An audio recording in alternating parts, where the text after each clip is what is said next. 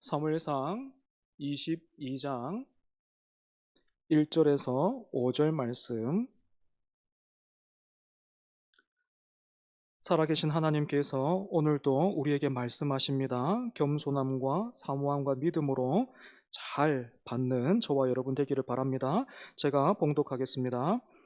그러므로 다윗이 그곳을 떠나 아둘람 굴로 도망하매 그의 형제와 아버지의 온 집이 듣고 그리로 내려가서 그에게 이르렀고, 환난당한 모든 자와 빚진 모든 자와 마음이 원통한 자가 다 그에게로 모였고, 그는 그들의 우두머리가 되었는데 그와 함께한 자가 400명 가량이었더라. 다윗이 거기서 모압 미스베로 가서 모압 왕에게 이르되, 하나님이 나를 위하여 어떻게 하실지를 내가 알기까지 나의 부모가 나와서 당신들과 함께 있게 하기를 청하나이다 하고, 부모를 인도하여 모압 왕 앞에 나아갔더니 그들은 다윗이 요새에 있을 동안에 모압 왕과 함께 있었더라. 선지자 갓이 다윗에게 이르되, 너는 이 요새에 있지 말고 떠나 유다 땅으로 들어가라. 다윗이 떠나 헤렛 수풀에 이르니라. 아멘. 임마누엘 찬양대 찬양하겠습니다.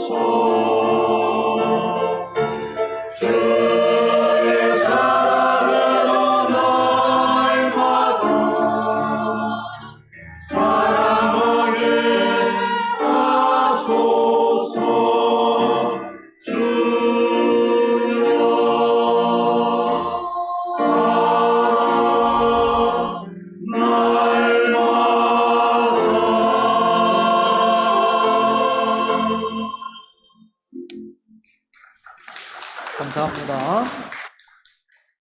늘 수고해 주시는 우리 찬양대 대원들에게 감사드립니다. 하나님께서 택하신 백성들을 향해 품으신 뜻과 의지는 그들은 나의 백성이 되고 나는 그들의 하나님이 되겠다 하신 말씀으로 나타나 있습니다. 때문에 성경은 이 일을 하나님께서 어떻게 이루어 내시는가, 또 사람은 여기에 어떻게 반응했는가 하는 것을 보여주는 그런 기록이라 할 수도 있겠지요. 여러분, 성경을 통해서 볼 때 하나님이 일하시는 방식이 어떻던가요? 우리 하나님 어떻게 일하십니까? 굉장히 인격적인 분이십니다. 여기에서 인격적이라는 말은 시간을 초월해 계신 하나님이 시간을 통해서 우리를 빚어 가신다라는 그런 뜻입니다. 우리가 목욕탕에 가보면 종종 그 온몸에 문신을 한 그런 형님들 보면 어떻습니까? 위압감을 느끼게 되죠. 그죠? 나는 당신들과 이렇게 다른 사람이니까 알아서들 해 라는 그런 의미가 그 몸에 새긴 문신에 담겨 있기 때문입니다. 하지만 하나님은 그렇게 몸에 문신을 한 사람처럼 자신의 힘과 능력으로 사람을 찍어 누르신다거나 아니면 기계적으로 개조시키지 않으십니다. 하나님은 서로를 기능과 쓸모로 대하는 이 세상과는 다르게 우리를 소모품처럼 계획하신 일에 도구와 수단으로 대하지 않으시고 마치 도자기를 빚어내는 도공처럼 우리 한 사람 한 사람을 빚어 가십니다. 때문에 먼저 그의 나라와 그의 의를 구하라 하신 하나님은 우리가 이 명령에 순종할 수 있도록 우리의 인생이라는 시간을 통해서 그의 나라와 그의 의가 가장 먼저 우리 안에 뿌리 내릴 수 있도록 일하십니다. 오늘 본문을 보면 분명 왕으로 기름 부음을 받았던 다윗이 또다시 도망치고 있습니다. 성소가 있던 놉에서 제사장 아히멜렉으로부터 예기치 못했던 호의를 받았던 다윗이 나름대로의 계획과 또 기대를 가지고 갔던 블레셋의 가드에서는 오히려 목숨의 위협을 받고 가드에서는 그렇게 멀지는 않지만 이스라엘에 속해 있는 아둘람 굴로 도망쳤던 것입니다. 오늘 우리에게 굴이라는 장소는 관광지에서 한번 가봤을까? 크게 이렇게 친숙한 곳은 아니죠, 그죠? 하지만 유대 문화에서 이 굴은 크게 두 가지 의미를 가지고 있습니다. 하나는 피난처고 두 번째는 무덤입니다. 그렇다면 여러분, 다윗에게 이 아둘람 굴은 어떤 의미였겠습니까? 분명 살아있기는 하지만 산 사람처럼 살 수 없었던 자신의 형편 때문에 아마도 다윗에게 아둘람 굴은 무덤처럼 느껴졌을 것입니다. 그래서 사무엘로부터 기름 부음 받았던 일이나 골리앗과 싸워서 이겼던 그 일도 하나의 해프닝처럼 느껴졌을 것이고 이제 와서 그게 다 무슨 소용인가 싶었을 겁니다. 그런데 여러분, 성경을 보면 다윗만 이런 시간과 과정을 겪었던 것은 아니에요. 아브람과 모세도 비슷합니다. 아브람은 그의 나이 75세에 하나님이 찾아가셔서 땅과 자손을 약속해 주셨는데 그렇게 약속받은 자손을 무려 100세나 되어서 그것도 이삭 하나 얻지요. 그지? 그러니까 하나님은 우리가 하나님이 약속하신 결과를 받아들기 전에 약속하신 하나님이 어떤 분이신지를 알게 하시고 또 그 약속이 우리 안에 새겨지기를 원하시는 것입니다. 모세는 또 어떻습니까? 하나님은 모세가 이집트 공주의 아들일 때 그때 부르지 않으셨고 80이 넘어서 도망자요 양을 치고 있던 그 모세를 부르셨습니다. 하나님은 제국의 힘과 원리에 익숙해 있던 모세가 제국보다 크시고 강하고 위대한 하나님의 손에 붙들려서 빚어질만 할 때까지 기다리셨던 것입니다. 때문에 여러분, 하나님이 다윗을 왜 이렇게까지 도망다니게 하십니까? 하나님께서 다윗을 통해 이루고자 하시는 하나님의 나라가 가장 먼저 다윗 안에 임하게 하시려는 것입니다. 그래서 사무엘로부터 기름 부음을 받았다라는 그 사실이나 아니면 골리앗과 싸워서 이기고 수많은 블레셋과의 전투에서 승리한 그 업적이 근거와 내용이 되어서 다윗이 왕위에 오르게 되는 것이 아니라 오직 나를 지키시고 붙드시며 빚어내신 하나님의 은혜로 그 은혜를 아는 사람이 되도록 하나님은 시간과 환경을 통해서 다윗을 지금 빚어가고 계시는 것이지. 하지만 이런 시간을 현실로 살아내야만 했던 다윗의 입장에서는 이 모든 일들이 어떻게 다가왔겠습니까? 다윗이 이 아둘람 굴에서 기록한 것으로 보이는 시편이 두 편이 있는데 그 중에 142편을 보면 다윗이 이렇게 말합니다. 내 영혼을 감옥에서 끌어내 주옵소서 이렇게 외치고 있습니다. 바꿔서 말하면 다윗에게 아둘람 굴은 무기력하게 죽을 날만 기다리고 있는 그런 감옥과도 같았던 것입니다. 그런데 놀라운 일이 일어나죠, 그지? 어떻게 사람들이 알았는지는 모르겠지만 다윗이 도망가 있던 아둘람 굴로 사람들이 모여들기 시작하는 거예요. 제일 먼저 다윗을 찾아온 사람은 다윗의 가족이었습니다. 집요하리만큼 다윗의 목숨을 노렸던 사울이 이제는 다윗의 가족들도 가만히 두지 않았던 것입니다. 그런데 여러분, 이제까지 다윗이요, 자기 집에서 어떤 존재였습니까? 과거에는 집안에 중요한 손님이 와도 다윗은 들에서 양을 치고 있었습니다. 또 형들은 아버지 심부름으로 전쟁터에 왔던 그 다윗을 보고 일하기 싫어서 잔꾀나 부리는 철없는 동생으로 그렇게 업신여기기도 했죠. 그런데 지금은 어떻습니까? 상황이 완전히 달라져서 온 집안이 다윗을 찾아 아둘람 굴로 왔습니다. 뿐만 아니라 여러분, 다윗에게로 이렇게 모인 다윗을 찾아온 이 가족들의 상황을 성경이 어떤 말로 지금 표현하고 있습니까? 1절을 보시면 그저 다윗에게로 피했다, 다윗이 있는 곳으로 갔다 이렇게 되어 있지가 않고 그리로 내려가서 그에게 이르렀고 이렇게 되어 있습니다. 내려가서라는 말은 단순히 지대의 높고 낮음만을 의미하지 않습니다. 이 표현 안에는 다윗을 죽이기까지 시기했던 사울로 인해서 온 집안이 겪어야 했던 수모와 어려움이 담겨 있습니다. 여러분, 이런 상황에서요, 지금 온 가문이 누구를 의지하고 있습니까? 사무엘도 보자마자 한눈에 반해버렸던 그 준수한 외모를 가지고 있던 첫째 맏아들 엘리압이 아니고 바로 하나님으로부터 기름 부음 받은 다윗입니다. 저는 이 말씀을 보면서 이제까지 자녀를 두고 기도하던 내용을 완전히 바꾸기로 했습니다. 사실 이제까지는 노후 준비가 불안하고 또 미흡하다라는 생각에 또 어떻게 해야 준비가 될지를 몰라서 이렇게 기도했습니다. 하나님, 우리 가정에 3명이나 주셨는데 많이 바라지는 않고 이 중에서 한 명만 대박이 나면 좋겠습니다. 이렇게 기도하고 있었습니다. 하나님, 3명 중에 한 명만 엘리압처럼 됐으면 좋겠어요. 제가 이렇게 기도하고 있었던 겁니다. 그런데 이제 오늘부로 이렇게 기도하지 않기로 했습니다. 저뿐만 아니라 여러분들도 자녀를 두고 또 기도하고 계실 텐데 어떻게들 기도하고 계십니까? 그리고 우리가 어떻게 기도해야 하겠습니까? 오는 우리 금요일부터 우리 다음 세대들 수련회하고 또 여름 성경학교 하는데 우리가 어떻게 기도해야 되겠습니까? 하나님, 우리 자녀들에게 지혜와 건강과 좋은 만남들이 필요합니다. 하지만 이 모든 것을 믿음의 보자기에 싸서 주십시오. 그래서 우리 자녀들이 하나님을 알고 모시며 기뻐하고 또 즐거워하며 사랑하게 해 주옵소서. 은혜를 알게 하시고 은혜로 살게 하여 주시고 은혜의 통로가 되게 하옵소서. 우리가 이렇게 기도해야 할 것입니다. 뿐만 아니라 혹시 가정에서 또 형제와 친척들 중에서 여지껏 홀로 신앙생활 해 오시면서 아둘람 굴에 있던 다윗처럼 외로움에 힘들어 하고 있는 분들 혹시 계십니까? 얼마나 힘들고 어려우십니까? 얼마나 또 힘이 빠지고 낙심될 때 있습니까?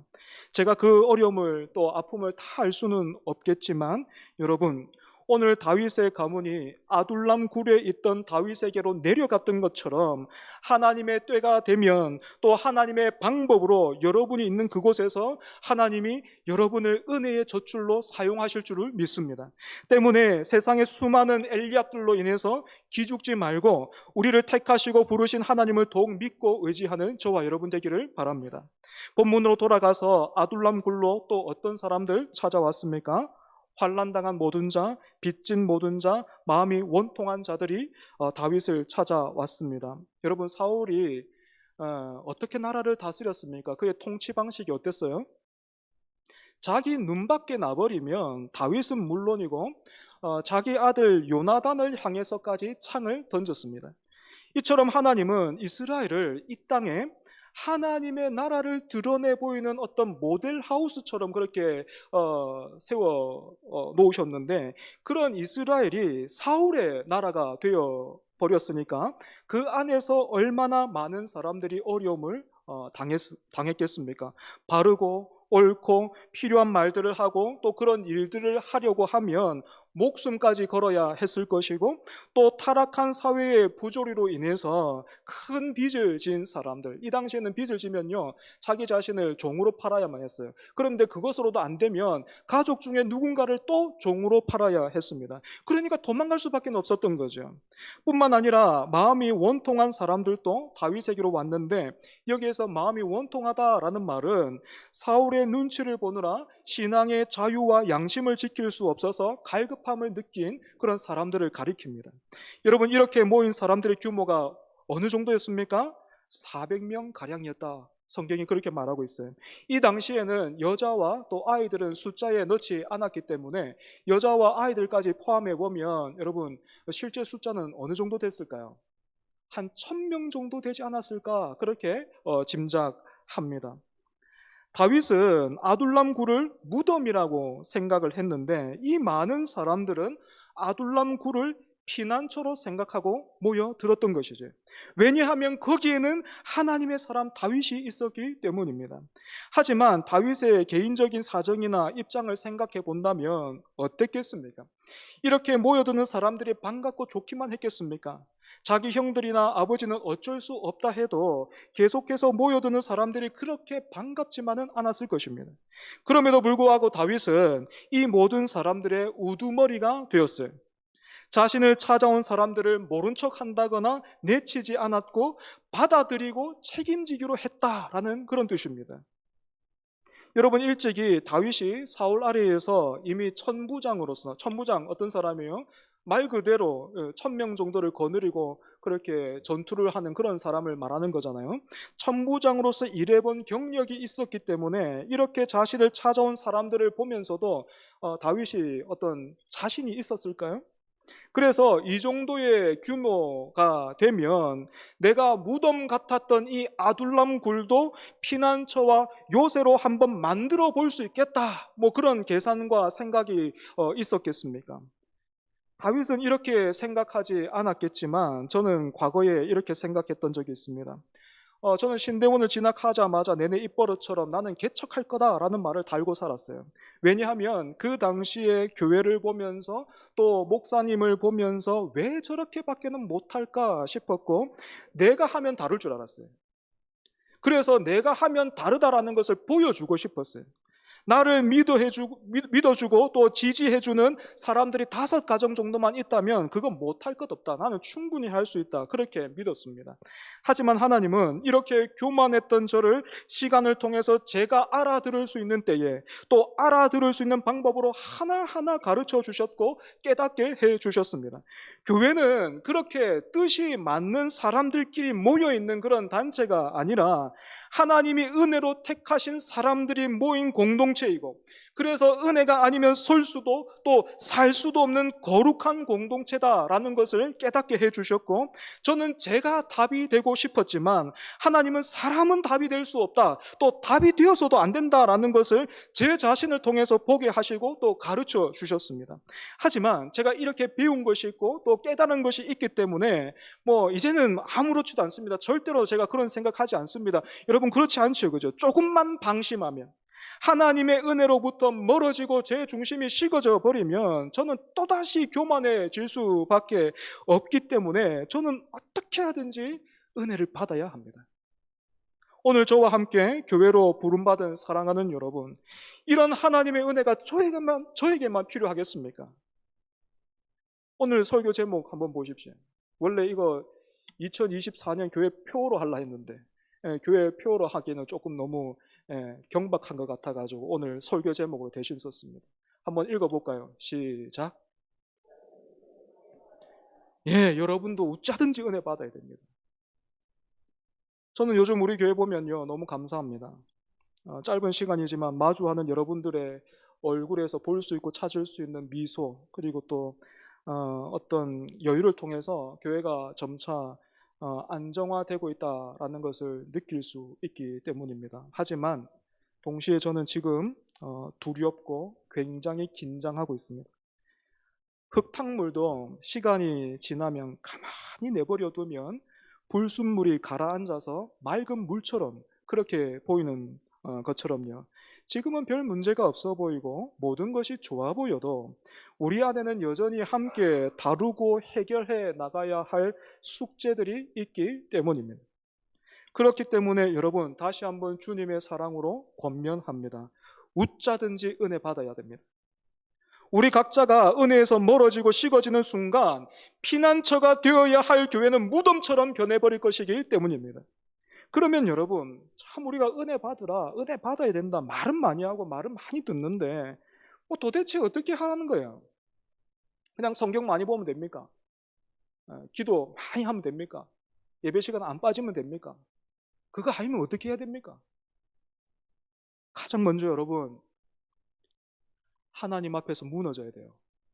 우리 한 사람이 하나님 앞에서 무너져야 돼요. 말씀 앞에서 또 기도와 예배의 자리에서 우리는 여전히 내 안에 들끓고 있는 욕망과 정욕을 보면서 또 여전히 부족하고 못난 내 모습들을 보면서 하나님 앞에서 속절없이 무너져 내려야 합니다.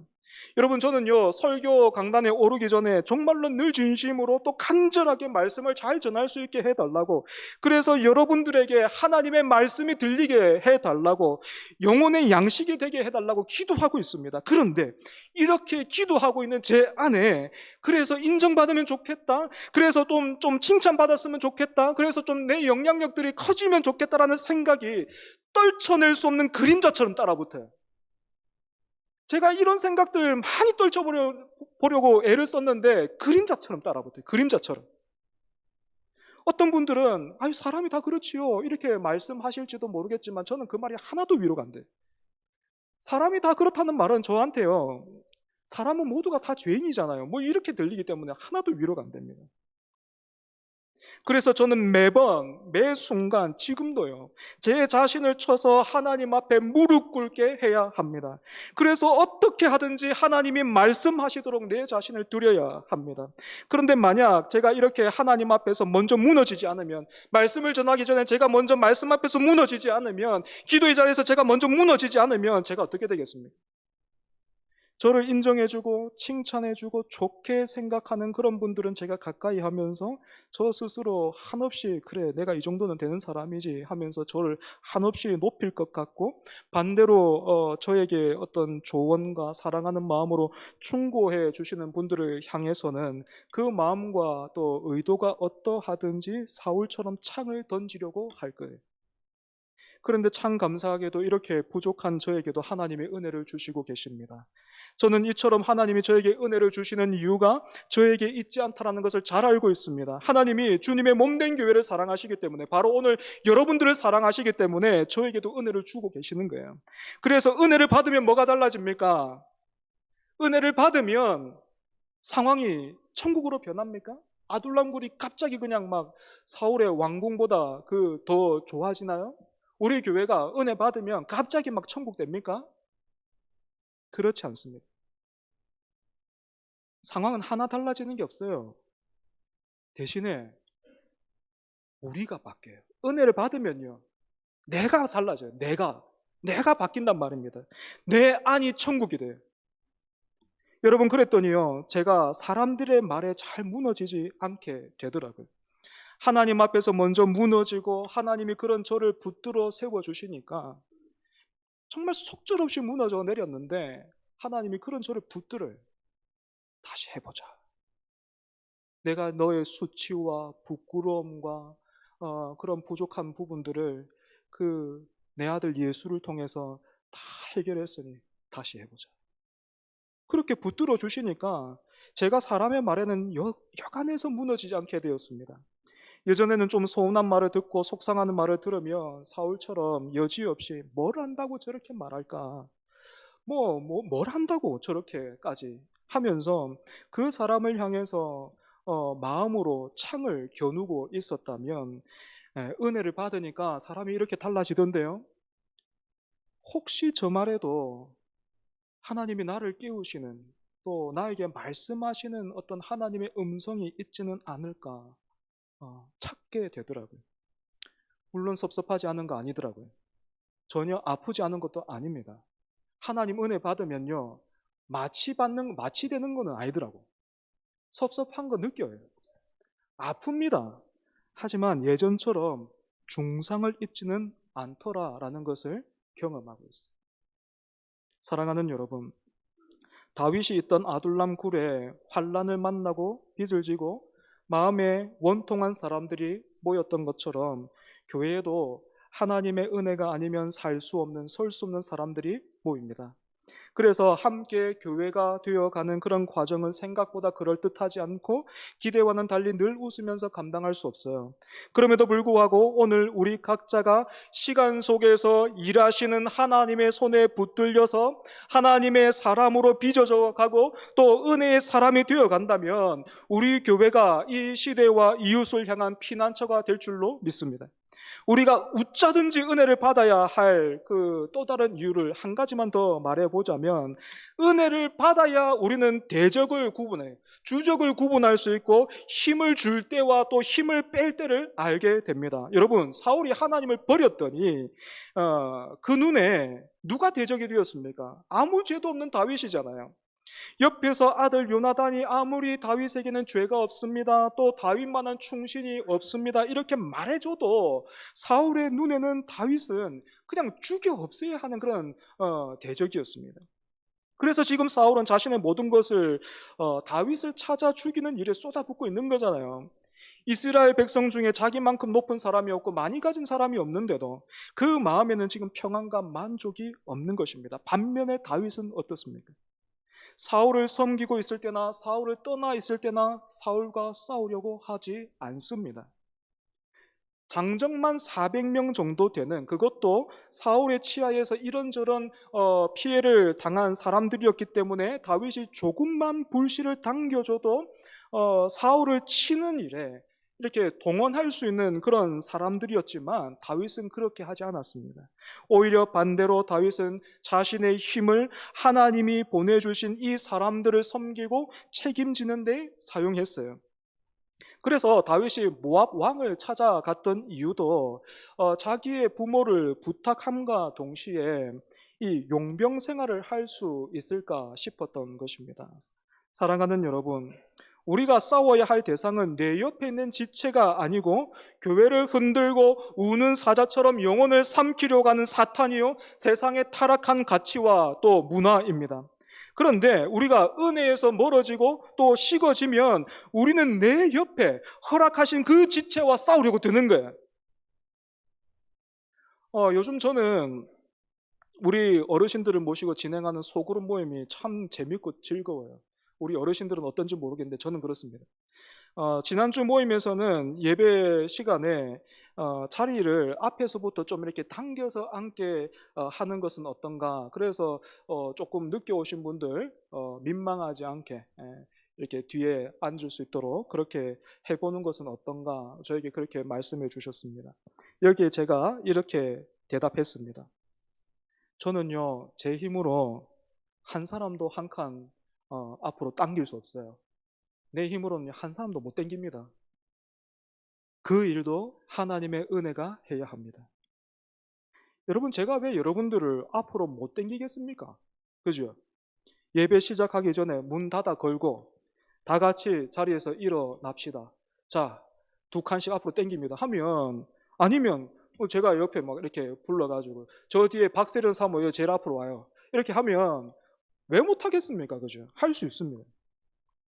하지만 그렇게 당겨 놓으면 제가 보기에는 좋을지 몰라도 그때부터 여러분들은 예배 집중이 안 되죠, 이제. 저도 이렇게 뭐 청년 시절이나 또 다른 교회에서 예배에 참석해 보면 이 희한한 게 있어요. 여러분도 지금 그 이름은 안 써놨는데 딱 그 자리에 앉아 계시죠, 그죠? 예. 그런데 그 자리에서 한두 줄만 앞으로 당기면 어떻게 됩니까?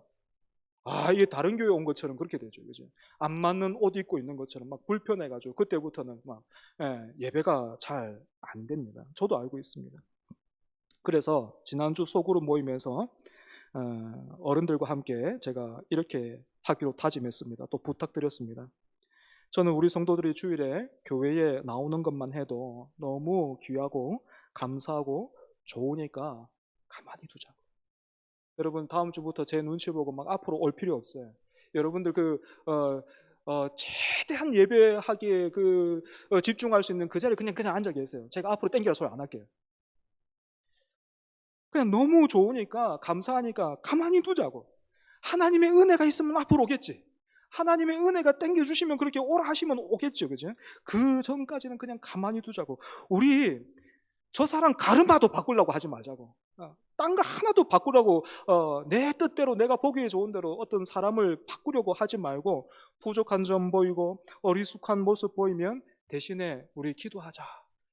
기도하라는 뜻인가 보다 하고, 알고 우리 같이 기도합시다. 그렇게 기도해 주세요. 제가 그렇게 부탁드렸습니다. 사랑하는 여러분, 저 사람이 꼴 보기 싫고 어떻게 하든지 한마디 하고 싶어서 막 보기만 보면 막 입이 달싹거리고 막 이렇게, 여러분 그런 모습이라면 바뀌고 변해야 할 사람은 저 사람이 아니고 내 자신임을 알고 얼른 하나님 앞에 엎드리십시오. 여러분, 우리가 눈치 주고 말로 가르친다고 해서요, 사람은 안 바뀝니다. 우리가 그런 존재 같았으면, 누가 눈치 주고 또 사람들이 충고해주면 그 말을 듣고 우리가 바뀔 것 같았으면 예수님이 오지 않아도 됐어요. 우리는 절대로 다른 사람 못 바꿉니다. 그 대상이요, 내 자식이라고 해도 마찬가지예요. 그래서 손 놓고 있으면 됩니까? 네. 그렇지 않습니다. 우리는요, 우리가 할 수 있는 것 최선을 다해야 됩니다. 그것이 무엇입니까? 오늘 내가 웃자든지 은혜 받아서 은혜의 사람이 되어야 되는 거예요. 은혜를 말하는 사람 그 정도가 아니라 은혜를 아는 사람, 은혜를 흘려보내는 그런 사람 되어야 하는 것입니다.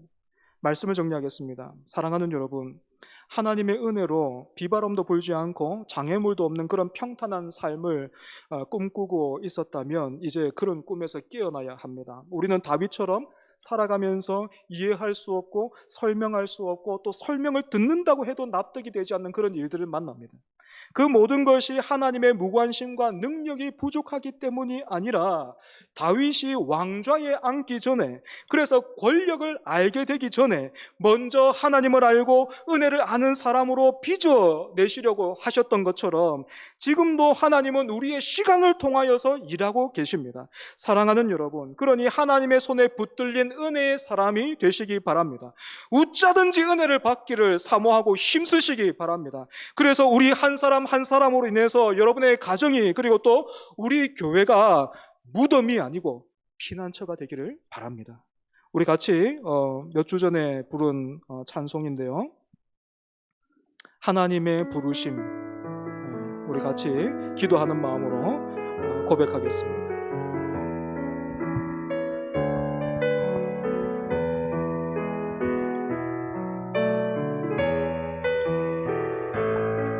하나님의 부르심에는 후회하심이 없네. 내가 이 자리에 선 것도 주의 부르심이라. 하나님의 부르심에는 결코 실수가 없네. 나를 부르신 하나님의 진실하심을 인내. 작은 나를 부르신 뜻을 나는 알 수 없지만 오직 감사와 순종으로 주의 길을 가리라. 때론 내가 연약해져도 주님 날 도우시니 주의 놀라운 그 계획을 나는 믿으며 살리. 날 부르신 뜻 내 생각보다 크고 날 향한 계획 나의 지혜로 측량 못하나 가장 좋은 길로 가장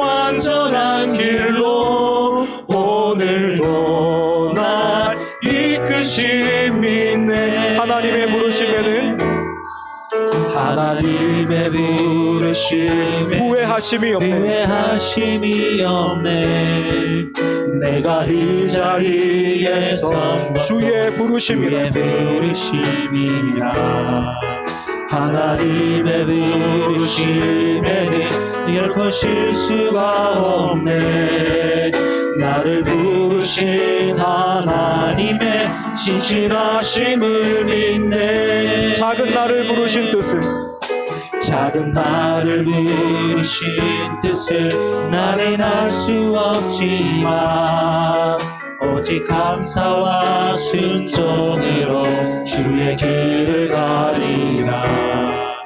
때론 내가 연약해서도 주님 날 도우시니 주의 놀라운 그 계획을 나는 믿으며 살리. 날 부르신 뜻, 날 부르신 뜻 내 생각보다 크고 날 향한 계획 나의 지혜로 측량 못하나 가장 좋은 길로 가장 완전한 길로 오늘도 날 이끄심이. 날 부르신 뜻, 날 부르신 뜻 내 생각보다 크고 날 향한 계획 나의 지혜로 측량 못하나 가장 좋은 길로 가장 완전한 길로 오늘도 날 이끄심 믿네. 사랑하는 여러분 함께 기도했으면 좋겠습니다. 오늘 우리를 부르신 하나님의 뜻을 알게 해 주시옵소서. 그리고 그 뜻에 반응하게 하여 주시옵소서. 하나님 죄송합니다. 정말 하나님의 크신 뜻을 제가 생각하지 못하고 내 앞에 놓여 있는 문제가 크고 급해서 그것만을 잘 넘어가고 또 어떤 원하는 결과를 얻는데 그렇게 우리는 하나님을 불렀고 나를 빚어 가시는 그 하나님을 우리가 놓치고 있었습니다. 하나님 말씀하실 때에 하나님의 말씀에서 그 말씀 앞에서 기도의 자리에서 예배의 자리에서 하나님 앞에서 무너지는 그런 우리가 되게 하여 주시고 또 그렇게 무너진 우리를 하나님께서 일으켜 세우시는 은혜를 경험하게 하여 주옵소서. 그래서 은혜를 아는 사람 되게 하여 주시고 그렇게 우리가 은혜를 알 때에 우리 가정이 또 우리 교회가 무덤이 아니라 피난처가 되는 그런 소망이 있는 그런 공동체가 되게 하여 주옵소서. 웃자든지 은혜 받게 해 주시옵소서. 웃자든지 은혜 받는 자리에 있게 하여 주시고 웃자든지 은혜를 사모하게 해달라고 이 시간에 함께 기도하겠습니다. 하나님 아버지 은혜를 감사합니다.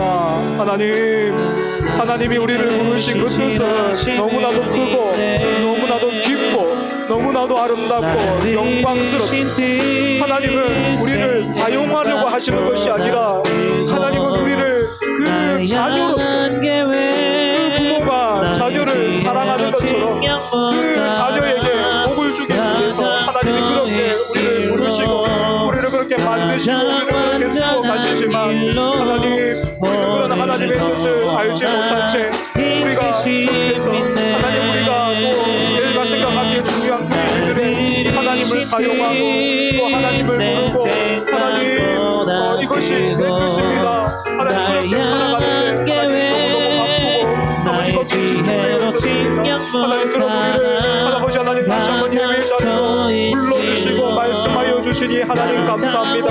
하나님 은혜의 사람이 되게 하여 주시옵소서. 은혜로 빚어져가는 우리가 되게 하여 주시옵소서. 하나님의 은혜를 아는 사람 되게 하여 주시고 은혜의 능력을 의지하는 사람 되게 하여 주시고 은혜를 서고 은혜로 살고 은혜로 죽고 하나님 은혜로 살아가는 은혜를 구하는 하나님 우리 모두가 될 수 있도록 주여 은혜가 하여 주시옵소서. 하나님의 그 은혜를 알기에 아버지 하나님 그 은혜를 공동하여 주시고 아버지 그 은혜를 통하여서 하나님 우리의 공동체를 우리의 가정을 하나님 무덤이 아니라 피난처로 만들어가는 우리가 될 수 있도록 주여 은혜가 하여 주시옵소서. 하나님 이끄심 있네. 하나님 부끄럽습니다. 그리고 죄송합니다. 설교 한번 잘하고 싶어서 나를 향하신 하나님의 뜻을 그 뜻에는 마음을 두지 못하고 듣지 못한 채 한번 잘하고 싶습니다. 한번 좀 만족해 보고 싶습니다. 그렇게 우리가 살았습니다. 그런 우리를 놓지 않으시고 또 외면하지 않으시고 마치 작품을 빚어내는 그 도자기를 빚어내는 도공처럼 우리를 붙들고 오늘도 빚어내시는 그 하나님의 은혜와 사랑에 감사와 찬양을 올려드립니다. 하나님, 우리의 시간을 통하여서 일하시는 하나님, 그 은혜의 손에 붙들려 우리가 은혜의 사람이 되게 하여 주시옵소서.